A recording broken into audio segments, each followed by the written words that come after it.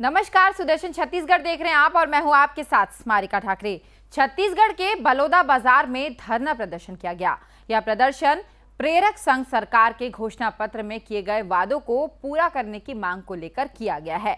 धरना प्रदर्शन में महिला और पुरुष प्रेरकों ने हिस्सा लिया और सरकार के वादा खिलाफी के खिलाफ जमकर नारेबाजी भी की। प्रेरक संघ ने सरकार को अपने योगदान गिनाते हुए मांग पूरा करने का आग्रह किया और चेतावनी भी दी कि अगर मांग पूरी नहीं होती है तो रायपुर में उग्र आंदोलन किया जाएगा।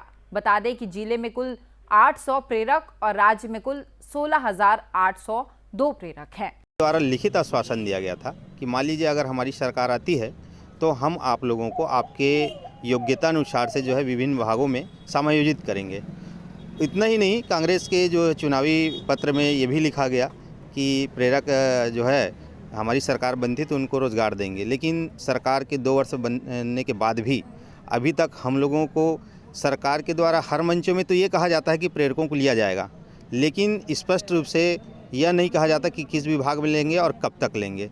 तो इसी के संदर्भ में हम लोग जो है 25 फरवरी को एक दिवसीय सांकेतिक धरना भी दिए थे, जिससे कि हमारे आसपास के जितने विधायक हैं, वो हमारे क्षेत्रीय विधायक हैं, वो हमारी बातों को विधानसभा में रखें और हमें जानकारी मिल सके। लेकिन वे हमारे विधायक भी आज तक हमको जानकारी मुहैया नहीं करवा पाए। तो हम लोग 10 दिवस के बाद ये जो है अनिश्चितकालीन धरना दे रहे हैं। सरकार से बस हम इस मीडिया के माध्यम से यही जानना चाहते हैं, यदि आप अपना वादा पूरा करना चाहते हैं और जो 2 वर्ष से बेरोज़गार हैं उनको जो है पहली प्राथमिकी स्तर पे रोज़गार दिया जाए। जांजगीर चांपा में नवनिर्मित बैंक भवन में अचानक आग लगने से आसपास के लोगों में हड़कंप मच गई। यह बैंक जांजगीर चांपा जिले के कोतवाली थाना क्षेत्र के वार्ड नंबर 15 में स्थित है। आग कैसे लगी इसका भी पता तो नहीं चल पाया है। वार्ड नंबर 15 के कुछ लोगों ने बैंक के मुख्य गेट पर आग जलते देखा। लोग कुछ समझ पाते इससे पहले ही आग तेजी से फैलने लगी और देखते ही देखते रौद्र रूप धारण करने लगी, जिसे देखते हुए स्थानीय लोगों ने फायर ब्रिगेड को सूचना दी। सूचना देने के बाद स्थानीय लोगों ने अपने घरों से बाल्टी और घरेलू सामान से पानी लाकर आग पर काबू पाने का प्रयास करते रहे, लेकिन आग इतनी तेज थी कि काबू करना मुश्किल हो रहा था। सूचना मिलने के बाद मौके पर पहुंची फायर ब्रिगेड की वाहन ने आग पर काबू पा लिया। आगजनी का कारण अभी स्पष्ट नहीं हो सका है। आसपास के लोगों का कहना है कि असामाजिक तत्वों के द्वारा यह आग लगाई गई है। आग शॉर्ट सर्किट की वजह से नहीं लग सकती, क्योंकि नवनिर्मित बैंक भवन में अभी बिजली फिटिंग नहीं हुई है। जिला सहकारी केंद्रीय बैंक जांजगीर की पुरानी बैंक भवन और नवनिर्मित भवन अगल बगल लगे हुए हैं। अगर आग सरकारी बैंक की मुख्य शाखा तक पहुंच जाती है तो बहुत बड़ा नुकसान उठाना पड़ सकता है। फिलहाल स्थानीय लोगों की जागरूकता की वजह से एक बड़ी घटना टल गई है और किसी भी तरह की जानहानि नहीं हुई है, लेकिन आगजनी से भवन के अंदर रखे पुराने फर्नीचर और भवन निर्माण के लिए रखे सामान आग की चपेट में आ गए हैं। मैं यहीं वार्ड नंबर 15 का निवासी हूँ। चूँकि मैं अपने खाना खाने के बाद सामने टहल रहा था तो मैंने देखा कि कोऑपरेटिव बैंक के बगल में जो नई बिल्डिंग बनी है उसमें आग लगी थी। उसके द्वारा हमारे द्वारा फायर ब्रिगेड को कॉल किया गया। तब तक फायर ब्रिगेड आया नहीं था। उससे हम अपने बाल्टी से पानी डाल के आग बुझाने का प्रयास कर रहे थे। फायर ब्रिगेड आने के बाद अभी आग तो बुझ गई है, बाकी स्थिति अभी ठीक है। अभी पता तो है नहीं, लेकिन लोगों की बदमाशी लग रही है। शॉर्ट सर्किट क्योंकि इसके नाम से हो नहीं सकती, अंदर में वायरिंग हुई नहीं थी। हम लोग को सूचना मिली कि यहाँ केंद्रीय मन्यादिक बैंक में आग लगी है।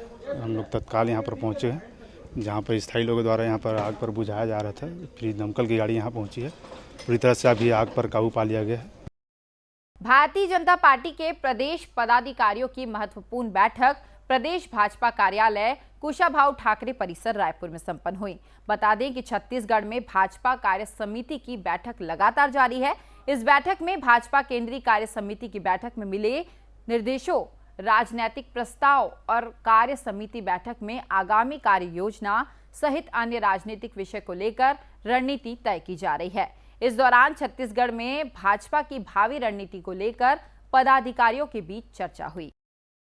आदरणीय श्री पवन साई जी, प्रदेश के संगठन के महामंत्री आदरणीय गौरीशंकर अग्रवाल जी, पूर्व स्पीकर आदरणीय रामविचार नेताम जी, राज्यसभा सांसद और अनुसूचित जनजाति मोर्चा के जशपुर जिले की पत्थलगांव पुलिस ने आज झंझाघाट मर्डर मामले में अहम खुलासा किया है। पुलिस ने बताया कि मृत युवती के साथ 2 ट्रक चालकों ने दुष्कर्म किया था और उसकी हत्या कर लाश को सुनसान सड़क किनारे फेंक दिया था।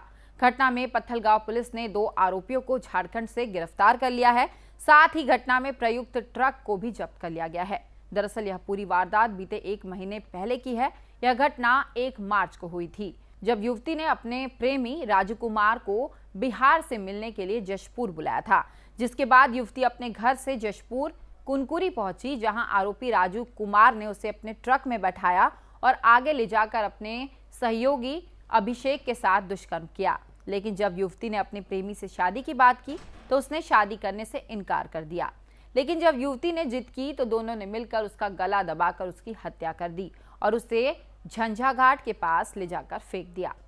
तो वहीं इस मामले में जशपुर एसपी बालाजी राव ने सोमवार को खुलासा करते हुए बताया कि मृत युवती के मोबाइल से कॉल डिटेल्स निकालकर खंगाला गया, जिसमें घटना की रात को आरोपी राजू निवासी से बात होना पाया गया। जिसके बाद उसके मोबाइल लोकेशन निकाला गया और उसका पीछा करते हुए झारखंड के पलामू से उसे गिरफ्तार कर लिया गया। साथ ही उसके बयान के आधार पर दूसरे आरोपी को भी हिरासत में ले लिया गया है और दोनों से पूछताछ करने पर दोनों ने युवती के साथ दुष्कर्म और उसकी हत्या की बात कबूली।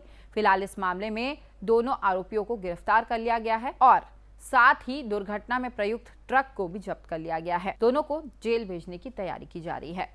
अच्छी बात ये रही कि लड़की की शिनाख्त हो गई, युवती की शिनाख्त हुई और शिनाख्त होते ही साथ हमको उसके कॉन्टैक्ट नंबर्स के आधार पे जो उनके पेरेंट्स ने उपलब्ध कराया था, उसके आधार पे बारीकी से हम लोगों ने CDR लोकेशन और अन्य चीज़ें पता करते हुए हमारी साइबर टीम ने लगातार उनका पीछा किया और पीछा करते हुए महाराष्ट्र के कोल्हापुर से और बुल्ढाना से हमको आरोपी को पकड़ने में, संदेहियों को पकड़ने में सफलता मिली। बाद में उनसे विस्तृत पूछताछ करने पे पूरा घटनाक्रम का खुलासा हुआ। पहले उन लोगों ने काफ़ी पुलिस को घुमाया, लेकिन पुलिस द्वारा जो है जब तकनीकी ढंग से सारी चीज़ें इक्विप्ड होने के बाद उनसे पूछताछ की गई तो वस्तु स्थिति सामने आई और इसमें हमने 2 आरोपी जो कि वास्तव में ट्रक ड्राइवर और क्लीनर ही हैं, उनको पकड़ने में सफलता प्राप्त की है और वो ट्रक भी बरामद कर लिया है जो कि घटना स्थल था जिसमें लड़की के साथ गलत कार्य हुआ और उसके बाद फिर उसी ट्रक में उसका गला घोंट के हत्या की गई और उसी ट्रक से फिर आगे बढ़ते हुए झंडा घाट के पास सुनसान स्थान देखकर ये दोनों ट्रक ड्राइवर और क्लीनर ने